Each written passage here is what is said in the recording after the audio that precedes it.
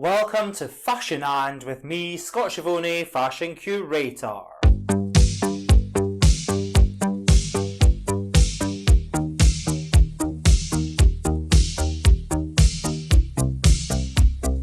Just a reminder that you can keep up to date with everything Fashion And by following at Fashion And with Schiavone on Instagram and by hitting that subscribe button. In this episode, we will be delving into the history and evolution of the fine art of fashion illustration, examining and celebrating the work of many skilled and talented artists and visionaries over the past 400 years. This is Fashion and Illustration, the art and craft of drawing fashion.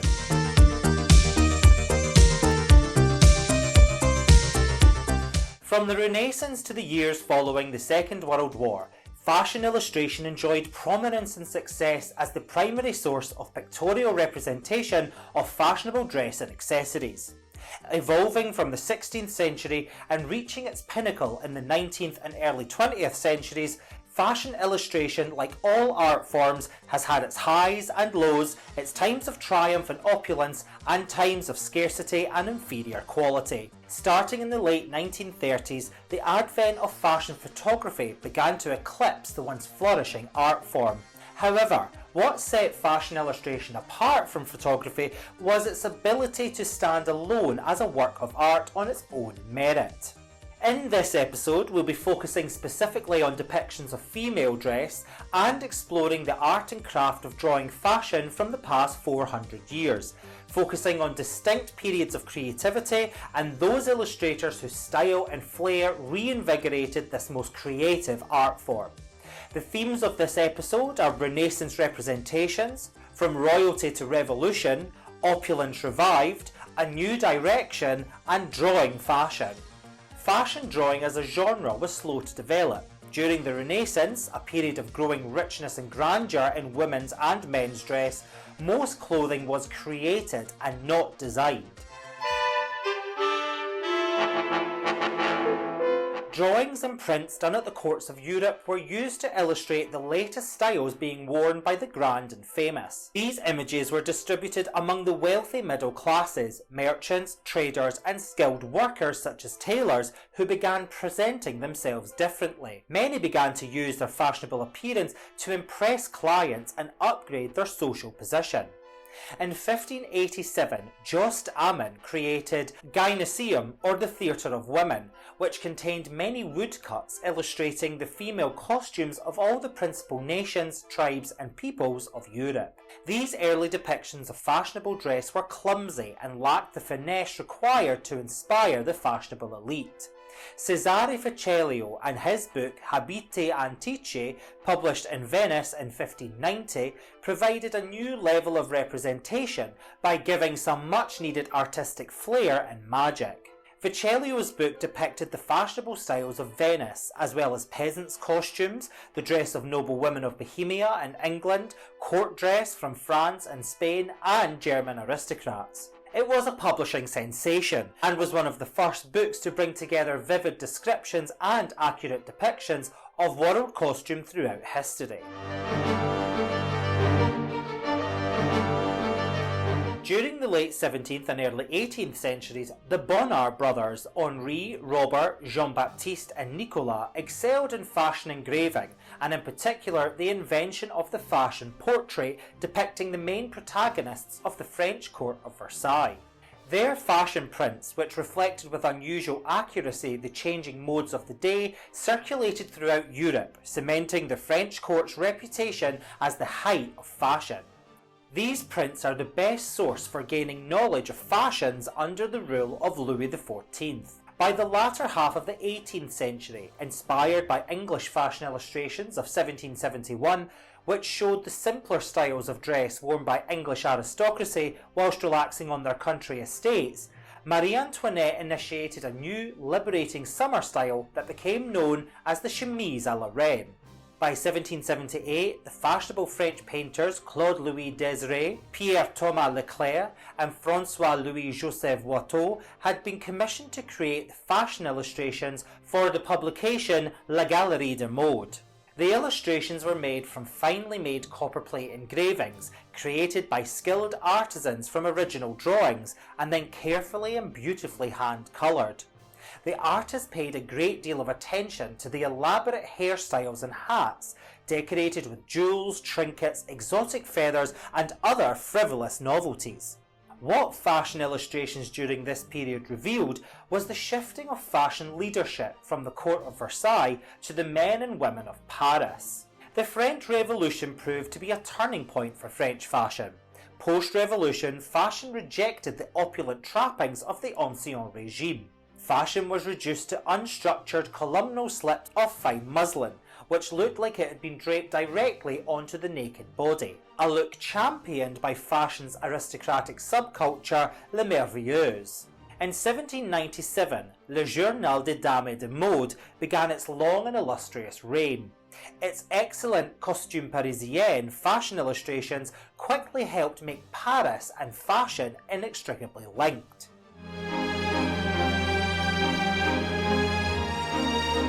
At the beginning of the 19th century, the influence of Le Journal des Dames et de Mode spread throughout Europe, publishing more fashion images with the most up-to-date styles than any other fashion magazine. The continually changing dresses of this period are a never-ending delight to the artistic eye. We seem to hear the silken rustle of the delicately clinging, softly trimmed garments and feel the charm and overmastering fascination wielded by the now free and fearless beauties. Most publishers across Europe looked to France and French suppliers to produce their fashion plates, including the words "latest Paris fashions" in a variety of languages to entice their readers. Adèle Anaïs Toudouse and her sisters Eloise, Laure and Isabelle, often referred to as the Collan sisters, were a family of fashion illustrators who pioneered the developing business of commercial illustration. Adèle Anaïs married architect Gabriel Toudouse, but was widowed in 1854. With 3 children to support, Adèle Anaïs worked and produced fashion plates for over 35 fashion publications during her career. Her greatest contribution was to French fashion magazine La Mode Illustrée, which highlighted Victorian fashion trends of the time. Adèle Anaïs ended up having a slightly more successful career than her sister Eloise, due to the fact that she lived longer and had a larger collection of work. The Second French Empire, established by Napoleon III in 1852, was an age of opulence. Fashion illustrations depicted the preferred silhouette for the fashionable lady, such as wide voluminous crinoline skirts and slim corseted waists, and these prints revelled in the glorious excess of fabric and trimmings. In 1867, a new fashion magazine called Harper's Bazaar was published in New York. The magazine made several arrangements with the leading European magazines to provide fashion illustrations in advance of their own publications, saying, "Our readers will thus be sure of obtaining the genuine Paris fashions simultaneously with Parisians themselves." After the fall of the Second French Empire, fashion plates were showing a distinctly different female form. The arrival in Paris of wealthy American heiresses who were marrying into European and British nobility brought with them hefty dowries and a very different outlook. Fashion illustrations started to capture this new zeitgeist with an emphasis on longer, leaner silhouettes. Throughout the period 1880 to 1910, widely referred to as La Belle Epoque, the fashionable silhouette changed many times as fashion trends came and went with speedy succession. Fashion became synonymous with luxury and opulence, and the fashion illustrator had to keep up to date with the very latest changes. The first quarter of the 20th century was a period of rapid change in fashion and the world of haute couture, which provided a stimulating environment for the innovators of fashion illustration.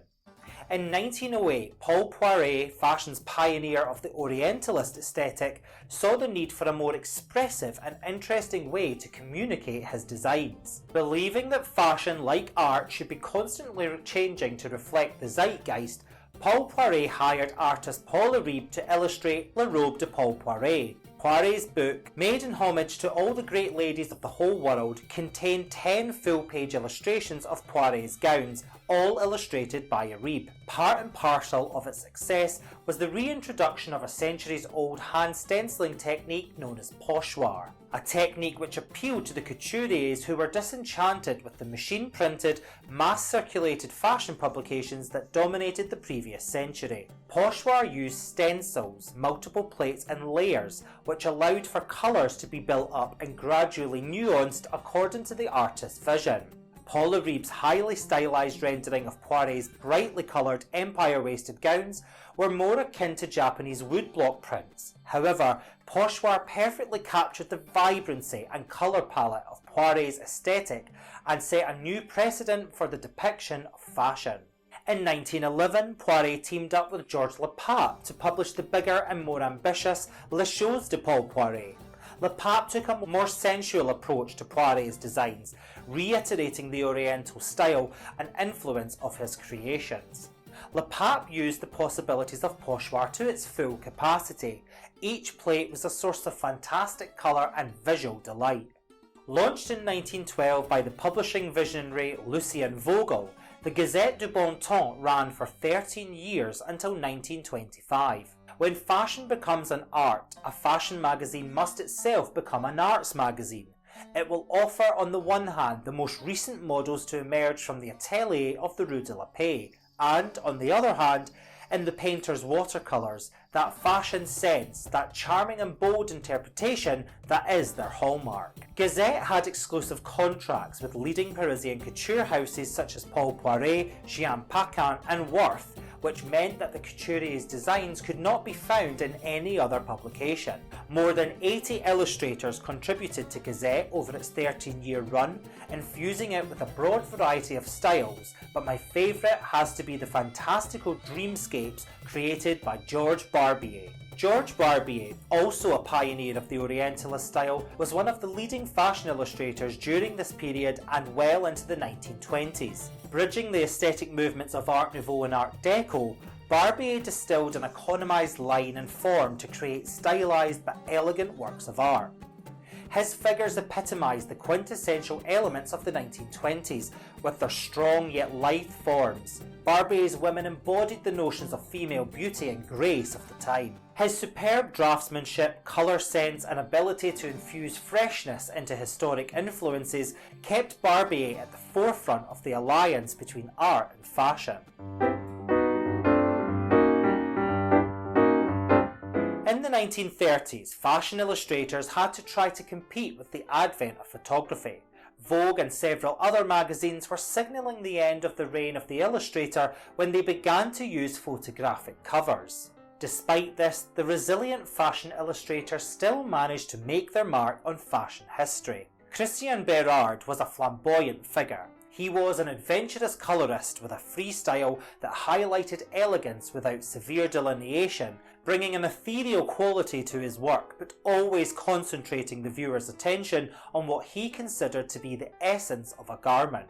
Bérard drew most frequently for Vogue and Harper's Bazaar, Schiaparelli, Chanel, Jean Patou and Christian Dior. When Dior launched the House of Dior in 1947, it was Bérard who illustrated what was to become one of the most well-known depictions of the famous bar suit. Carl Erikson, universally known as Eric, was also a master of descriptive line who recorded the theatre of high fashion with an effortless ease and assurance. His expressionistic style and his all-observing eye came to dominate the pages of American Vogue. His elegance set him apart from his rivals. He portrayed a relaxed, grand manner that captured the zeitgeist of the period. His drawings graced the pages of Vogue for more than 35 years, a record unmatched by any other artist. He left his mark on Vogue's history, as on the Times, and for that we are grateful. For 40 years, Kenneth Paul Bloch produced illustrations for Women's Wear Daily and then their sister publication, W. In the mid-1950s, he joined the staff at Women's Wear Daily, referred to as the Bible of Fashion, where he would remain until the illustration department was closed in 1992. Bloch never failed to paint the picture and deliver the story. He was the master of movement, and his models would turn and pose as if they were right in front of you. Illustrations by Bloch put you front row of the show. No matter how stylised and spontaneous his drawings would become, Bloch never forgot that showing the clothes and how they moved was central to the illustrator's art. Joe Eula was the very essence of the maverick American spirit and the foremost fashion illustrator in the latter half of the 20th century. Guided by his incredible eye, fluent ideas and spare drawings, Eula displayed an acute visual clarity, creativity, decisiveness and great personal energy that fused so brilliantly with his quick, sure hand. I was considered the fastest pencil in the field. A mannequin need only do her turn down the catwalk at a fashion show and voila, an illustration. Joe used charcoal, pencil, ink and watercolour to create images that captured the line of the design and the model's movement. He was a familiar fixture at the international fashion shows for more than 60 years. He drew numerous Yves Saint Laurent collections, as well as other designers including Chanel, Givenchy and Dior. In the 1970s, he became the creative director at Halston, where his work was a pivotal part of the house's legacy. He was the main artist for all Halston images, advertisements and fashion shows from 1974 to 1980.